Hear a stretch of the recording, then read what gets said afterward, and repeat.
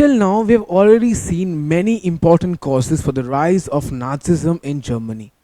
In today's lesson, let us continue that discussion. We start off with a major cause behind the rise of Nazism, the establishment of Hitler's volunteer corps. Now, we all remembered the situation of the German military after the First World War.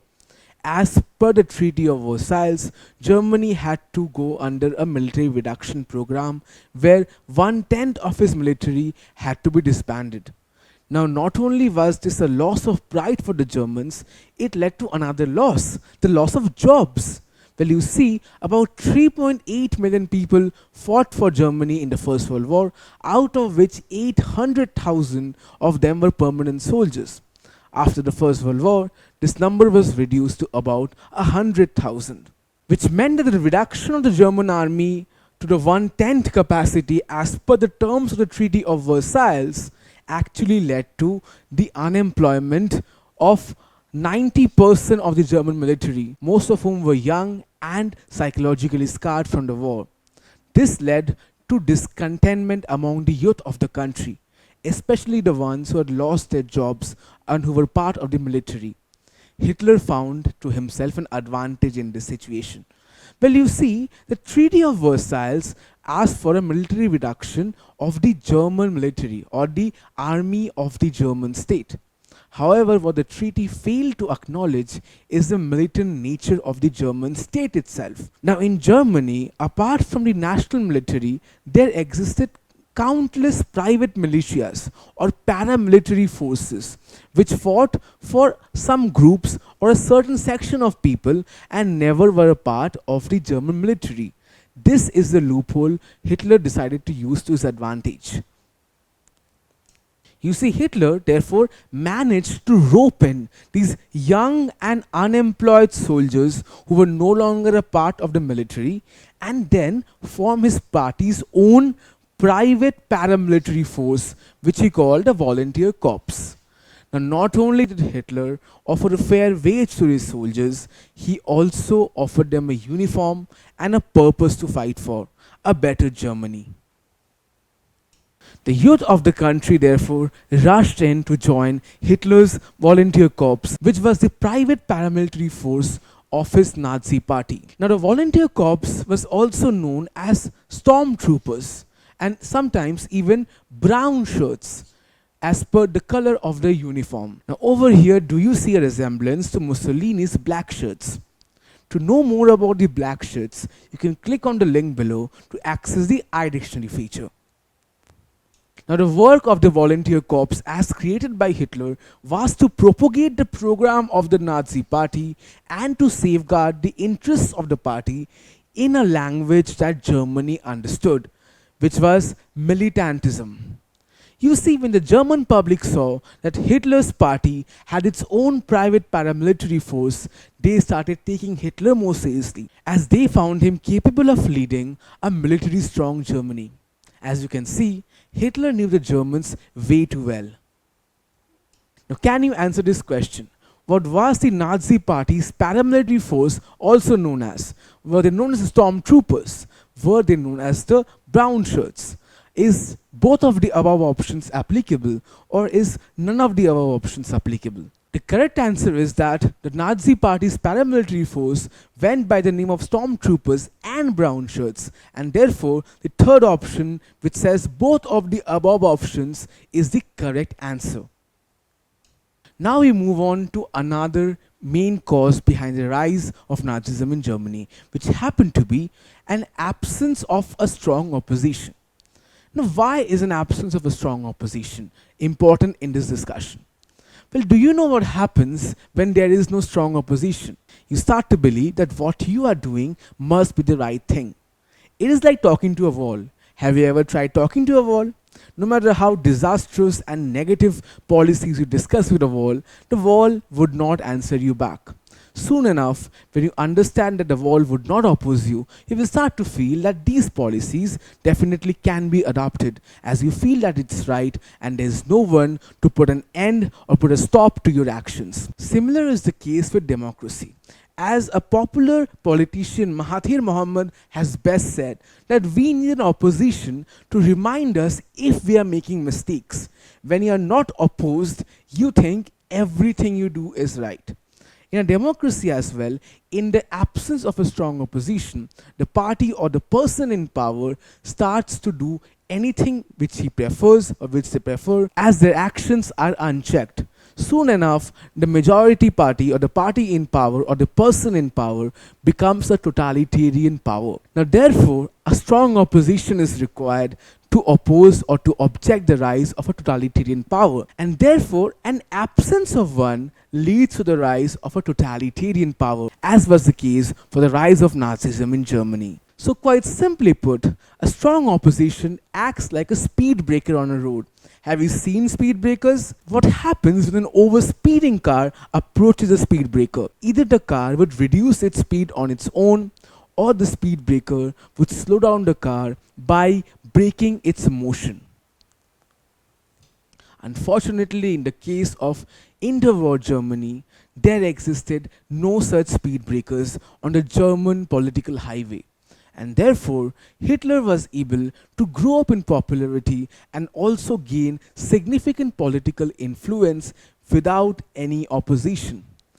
One of the major reasons for Hitler's popularity also happens to be the absence of a strong opposition. This is because most of the people who supported Hitler and contributed to his popularity were the people of Germany who were discontented, aggravated, and disheartened by the contemporary situation. And therefore, there was a scope to misguide and misdirect him. A strong opposition party or a leader in this particular situation could have made the people understand how totalitarian Hitler's tendencies are and how inhumane his policies were. Lack of such a party, therefore, led Hitler to gain in popularity unchecked. Therefore, we can say that the Nazi party did not encounter any effective resistance against its policies and successfully increase its popularity. Thus, we understand one thing for sure: the lack of an opposition is almost the same thing as support, and that was a main contributor in the rise of Nazism in Germany. Now, another cause behind the rise of Nazism in Germany concerned the rise of another ideology. What was this? Well, this was the fear of a rise in communism. Now, what is communism? You see, communism is a political and economic ideology which opposes both capitalism and liberal democracy. Instead, communism wants to promote a classless society, a society where there are no economic divisions or classes, and where private property is abolished, and where the means of production are not owned by a single person, but it is owned by everyone. So, communism in many ways is an advanced form of socialism. But how was the rise of one ideology or the supposed rise of an ideology lead to the rise of Nazism as well? Well, this is because, as we already saw, communism was opposed to liberal democracy, which happened to be the Weimar Republic itself, and also against capitalism, which involved the capitalistic classes of Germany who owned most properties. It also was opposed to fascism and similar aggressive forms of fascism, which happened to be Nazism. Therefore, we can understand that communism as an ideology had many political enemies. And do you remember the ancient saying that the enemy of my enemy is my friend? A similar situation also plays in here. Now, after the First World War, the capitalist classes of Germany, who owned much private property in the country, feared a rise in communism. This is because communist ideas were infiltrating the people of Germany, especially the workers who were affected by the Great Depression. Communist ideas and communist sentiments indeed were able to penetrate into the German public's hearts, and there was a rise in communism going on. Now, the capitalist classes feared a rise in communism as they had seen what had happened to the people of their classes when the Bolshevik Revolution happened. The capitalist classes in Bolshevik Russia lost all their private property, and the German capitalist class, therefore, wanted to avoid this situation. So, what is it that they did? They could not rely on the government, as the government's inefficiency itself was the cause of a rise in discontentment among the German masses, which led to a rise of communism. Therefore, the capitalist classes turned to the Nazi Party, as they felt that not only could the Nazi Party counter this imminent communist threat, but also secured their interests. So, therefore, the fear of a communist revolution led by the Communist Party of Germany, which already had established a fair share of support among the German public, is the reason why the capitalist classes decided to back up the Nazi Party. This led to the Nazi Party getting financial support from the capitalist classes. This helped them a lot as it funded their propaganda, their anti-communist campaigns, the funding of their volunteer army, and all similar policies. Not only did the Nazis get the support from the capitalist classes, they also received political support from the Weimar Republic government. This is because even the Weimar Republic was opposed against the rise in communism, as communism is anti-democracy as well, and therefore we can see that the Nazi Party got economical support from the capitalist classes and political support from the government itself, which led to a rise in the Nazi Party's popularity and influence over Germany. So as you can understand, the situation is like handing a convicted murderer a gun. What really can go right in this situation? And such was the case, as a fear of rise in communism led opposing ideologies of communism come together and back the Nazi Party, which in turn not only helped the Nazi Party remove one of its major opponents, but also gain significant support and influence in Germany.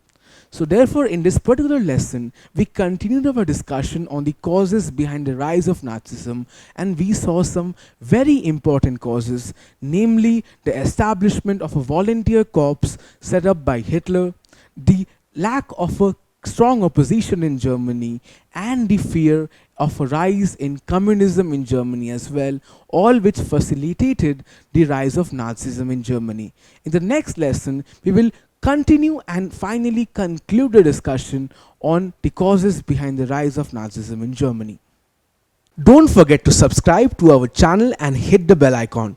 You can also register for free at deltastep.com or download the DeltaStep app to learn one-to-one with our amazing teachers, or to get access to all our 5,000 plus amazing videos as per your school syllabus.